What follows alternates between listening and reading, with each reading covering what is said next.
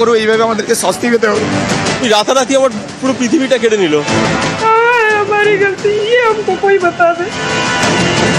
MPhil PhD করা রামকৃষ্ণ মিশনের ছাত্র, আজকে আমার সম্মানটা কোথায় গেল?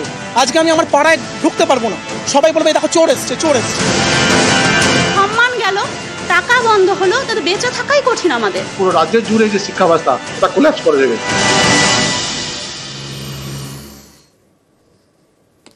নমস্কার, নিউজ 18 বাংলা আপনাদের স্বাগত। আমি প্রিয়াঙ্কা রয়েছি আপনাদের সঙ্গে রাত 9টা মানে নিউজ রুম লাইভ। আজ দিনভর আমরা নজর রেখেছি অত্যন্ত গুরুত্বপূর্ণ, অত্যন্ত খারাপ খবর। সেটা হলো সকলের চাকরি বাতিল, বিপর্যয় চারিদিকে। যারা টাকা দিয়ে চাকরিতে ঢুকেছিলেন তাদের তো চাকরি গেছেই, যারা এরকম করেননি বলে দাবি তাদেরও চাকরি গিয়েছে। সুপ্রিম কোর্টের এসএসসির রায় দেখে অনেকেরই চোখে জল, হাহাকার, আর্তনাদ।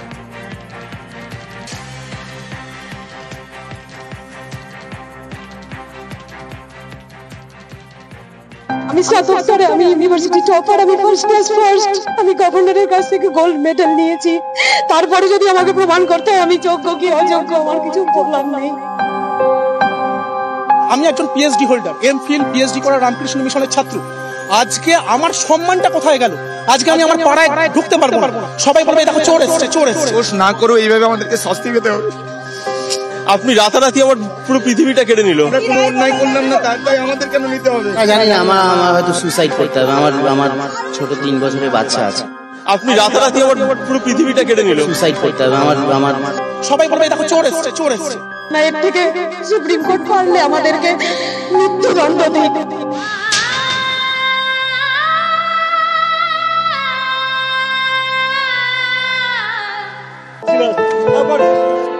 কারো চোখে জল, কারো মুখ থমথমে।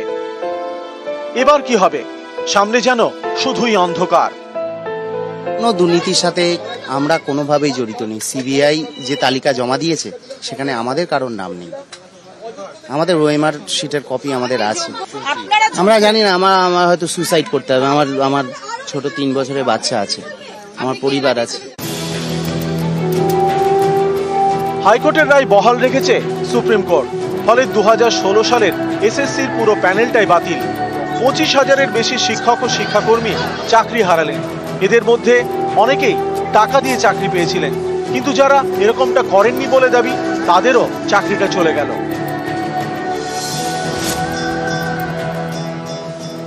এটা আমাদের কাছে চূড়ান্তভাবে আনএক্সপেক্টেড। এটা আমরা কখনো কল্পনা করিনি যে দোষ না করো এইভাবে আমাদেরকে শাস্তি পেতে হবে।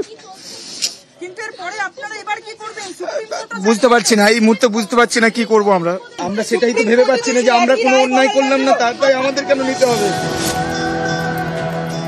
আমাদের এই অ্যালিগেশনস নেই, আমি কি বলবো বলুন? আমি তো বলতে পারছি না। আমরা কত, আমাদের সবকিছু ডকুমেন্ট দেওয়া, ওএমআর দেওয়া। আপনি রাতারাতি আমার পুরো পৃথিবীটা কেড়ে নিল। আমরা কি করব, কোথায় যাবো জানি না। আমার এমন অনেক সহকর্মী রয়েছে যাদের অনেক লোন রয়েছে, যাদের ছোট ছোট বাচ্চা রয়েছে, যারা আজকে পথে বসে গেল। আমি একজন পিএইচডি হোল্ডার, এমফিল পিএইচডি করা রামকৃষ্ণ মিশনের ছাত্র। আজকে আমার সম্মানটা কোথায় গেল? আজকে আমি আমার পাড়ায় ঢুকতে পারবো না, সবাই বলবে দেখো চোর এসছে, চোর এসছে। আমি আমার ফ্যামিলি, আমার বাচ্চা কাচ্চা, আমার হোম লোন, বাড়িতে অসুস্থ বাবা মা, তাদের যে চিকিৎসা খরচ, আমি সেগুলো এখন সামলাবো কি করে? আমাকে তো সুইসাইড করা ছাড়া কোনো পথ থাকবে। এখন আমরা যে এতদিন ধরে চাকরি করছি, আমরা প্রত্যেকের এই পে স্লিপ দেখিয়ে বিভিন্ন লোন টোন করা আছে, বিভিন্ন প্রচুর টাকার ধার করে ব্যাংকের কাছে বসে আছে। কেউ বাড়ি করেছে, কেউ অনেক কিছু করেছে। এখন তারা তো পুরো শেষ হয়ে যাবে না, জীবনটা তো শেষ। তারা এখন কি করবে? আপনি রাতারাতি আমার পুরো পৃথিবীটা কেড়ে নিল। সুসাইড করতে হবে। আপনি রাতারাতি আমার পুরো পৃথিবীটা কেড়ে নিল। এর থেকে সুপ্রিম কোর্ট পারলে আমাদেরকে মৃত্যুদণ্ড দিক। নিউজ 18 বাংলা। এক নির্দেশেই চাকরি গেল প্রায় 26,000 জনের। হাইকোর্টের রায় বহাল রাখল সুপ্রিম কোর্ট। এক ধাক্কায় প্রায় 26,000 চাকরি বাতিল। এই রায় মেনে নিতে পারছেন না মুখ্যমন্ত্রী মমতা বন্দ্যোপাধ্যায়। জানিয়েছেন আগামী সোমবার তিনি চাকরিহারাদের সঙ্গে নেতাজি ইন্ডোরে বৈঠকে বসবেন। এও জানিয়েছেন আদালতের নির্দেশ মতোই নিয়োগ প্রক্রিয়া শুরু করা হবে। আমি কিন্তু জাজকে রেসপেক্ট করে বলছি, আমি জাজমেন্টটা মেনে নিতে পারছি। 2016 এসএসসি নিয়োগ নিয়ে নানা দুর্নীতির অভিযোগ। গত বছর এপ্রিলে গোটা প্যানেলটাই বাতিল করে দেয় কলকাতা হাইকোর্ট। মামলা গড়ায় সুপ্রিম কোর্টে। এবার হাইকোর্টের সেই রায় বহাল রাখল শীর্ষ আদালত। বাতিল হয়ে গেল 2016 এসএসসির গোটা প্যানেল। চাকরি হারালেন প্রায় 26,000 শিক্ষক এবং অশিক্ষক কর্মী। আজকে মাননীয় সুপ্রিম কোর্টের যে আদেশ, যেখানে জাজমেন্ট মানে ভার্ডিক্টটা আমরা পুরো স্টাডি করলাম। As a citizen of this country I have every right. আমি কিন্তু জাজকে রেসপেক্ট করে বলছি, আমি জাজমেন্টটা মেনে নিতে পারছি।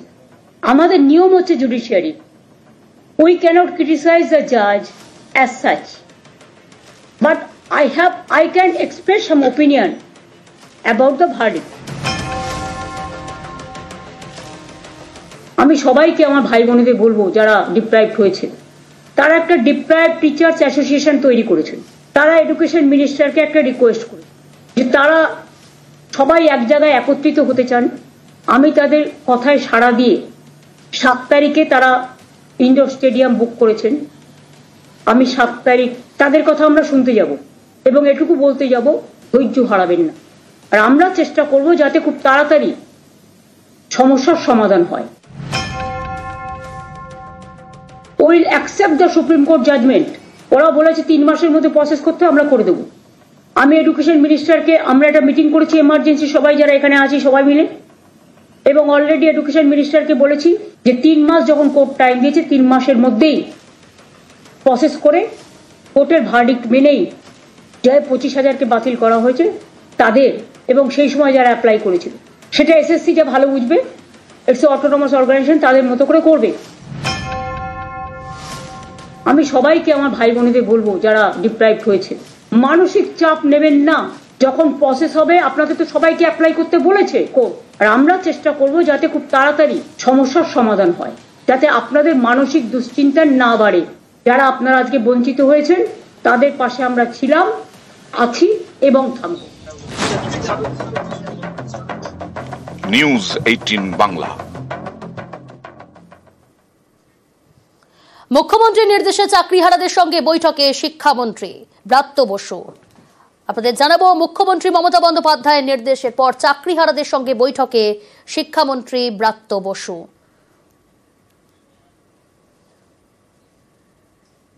আমরা অত্যন্ত দিশেহারা, আমরা আশাহত, আমরা কখনো চাইনি যে এরকম রায় হোক। মুখ্যমন্ত্রী বলেছেন, আজকে আপনারা শুনেছেন, এখন তিনি একটা সুযোগ দিয়েছেন দেখা করার।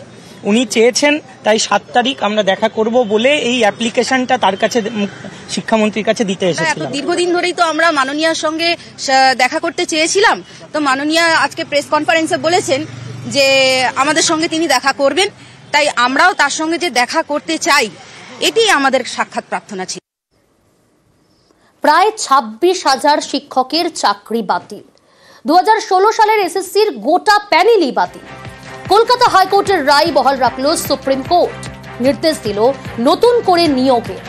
যারা টাকা দিয়ে চাকরি পাননি তারা এই নিয়োগ প্রক্রিয়ায় অংশ নিতে পারবেন, পাবেন বয়সে ছাড়।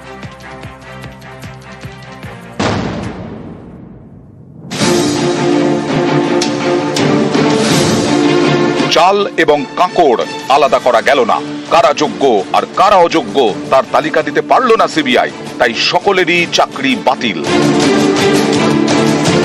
2024 এপ্রিলে দেওয়া কলকাতা হাইকোর্টের রায় 2025 এপ্রিলে বহাল রাখল সুপ্রিম কোর্ট। তাদের রায় অনুযায়ী 2016 এসএসসির পুরো প্যানেলই বাতিল। চাকরি গেল নবম দশমের 13,056 শিক্ষকের, একাদশ দ্বাদশের 5,757 শিক্ষকের, 2,484 জন গ্রুপ সি কর্মীর এবং 4,547 গ্রুপ ডি কর্মীর। টায়ার প্যানেল অফ এসসিসি যেটা ছিল, আজ সুপ্রিম কোর্টের রায়ের পর সেটা সম্পূর্ণ চলে গেল, সম্পূর্ণ বাতিল হয়ে গেল। বৃহস্পতিবার রায় ঘোষণা করে সুপ্রিম কোর্টের প্রধান বিচারপতি সঞ্জীব খান্না এবং বিচারপতি সঞ্জয় কুমারের বেঞ্চ।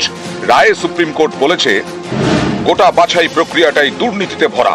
জালিয়াতিকে ধামাচাপা দেওয়ারও চেষ্টা হয়েছে। দুর্নীতির মাত্রা এতটাই বেশি যে এই নিয়োগ প্রক্রিয়া মেরামত করা সম্ভব নয়। এই নিয়োগ প্রক্রিয়ার কোনো বিশ্বাসযোগ্যতা নেই। কলকাতা হাইকোর্টের রায় বদলের মতো কোনো কারণ খুঁজে পাওয়া যায়নি। চাকরি বাতিলের যে রায় কলকাতা হাইকোর্ট দিয়েছিল সেটাই বহাল থাকছে। বেআইনিভাবে যারা চাকরি পেয়েছেন তাদের বেতনও ফেরত দিতে হবে। 2024 কলকাতা হাইকোর্ট তার রায়ে বলেছিল বেআইনি চাকরি প্রাপকদের 12% সুদে বেতন ফেরত দিতে হবে। সকলের একটা ধারণা ছিল যে হয়তো সুপ্রিম কোর্ট একটা মানবিকতার কারণে বা একটু মার্সিফুল হয়ে বেতন ফেরতের অর্ডারটা হয়তো রিকনসিডার করতে পারেন, কিন্তু সেই অর্ডারটাও সুপ্রিম কোর্ট আজ আফেল করেছেন, ওদেরকে বেতনের টাকাও ফেরত দিতে হবে। এদিন সুপ্রিম কোর্টের রায়ে বলা হয়েছে জালিয়াতি করে চাকরি হয়েছে। চাকরি বাতিলের যে রায় কলকাতা হাইকোর্ট দিয়েছিল সেটা বদলানোর কোনো যৌক্তিকতা খুঁজে পাওয়া যায়নি।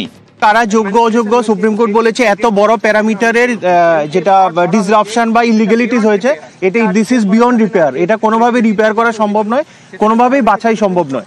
তাই এন্টায়ার প্যানেলটাকে সুপ্রিম কোর্ট স্ট্রাক ডাউন করতে বাধ্য হলো। সুপ্রিম কোর্টের রায়ে বলা হয়েছে যারা আগের সরকারি চাকরি ছেড়ে শিক্ষকের চাকরিতে যোগ দিয়েছিলেন তারা পুরনো কর্মস্থলে ফিরতে পারবেন। আগামী 3 মাসের মধ্যেই প্রক্রিয়া শেষ করতে হবে। এদিন সুপ্রিম কোর্ট নির্দেশ দিয়েছে নতুন করে নিয়োগ প্রক্রিয়া শুরু করতে হবে। 2016 যোগ্যরা আবেদন করতে পারবেন, তারা বয়সে ছাড় পাবেন। যারা জালিয়াতি করে চাকরি পেয়েছেন তারা আবেদন করতে পারবেন না। রাজ্য সরকার চাইলে যে কোনো মুহূর্তে যে কোনো অ্যাপয়েন্টমেন্টের জন্য নোটিফিকেশন বের করতে পারে, তাতে সুপ্রিম কোর্টের কোনো অবজারভেশনেরও দরকার নেই। যারা টাকা দিয়ে চাকরি কেনেননি তাদেরও চাকরি গেল। সুপ্রিম কোর্টের রায় তাদের জন্য কিছুটা হলেও স্বস্তি। প্রথমত, বয়সের ছাড় পেয়ে ফের তারা পরীক্ষায় বসতে পারবেন। এত বছরের অভিজ্ঞতা তাদের চাকরি পাওয়ার দৌড়ে সাহায্য করবে। এদিকে সুপ্রিম কোর্টেও জানিয়েছে এদিনের রায়ের কোনো প্রভাব এসএসসি নিয়োগ দুর্নীতির তদন্তে পড়বে না। 2016 এসএসসির পরীক্ষা দিয়ে চাকরি পান 25,844 জন, চাকরিতে যোগ দেন 25,753 জন। এই 25,753 জনেরই চাকরি গেছে। একমাত্র মানবিকতার খাতিরে চাকরি রয়েছে ক্যান্সার রোগী সোমা দাসের। এছাড়া আগের সরকারি চাকরিতে ফিরবেন 425 জন, অর্থাৎ চাকরি বাতিল হল 25,327 জনের।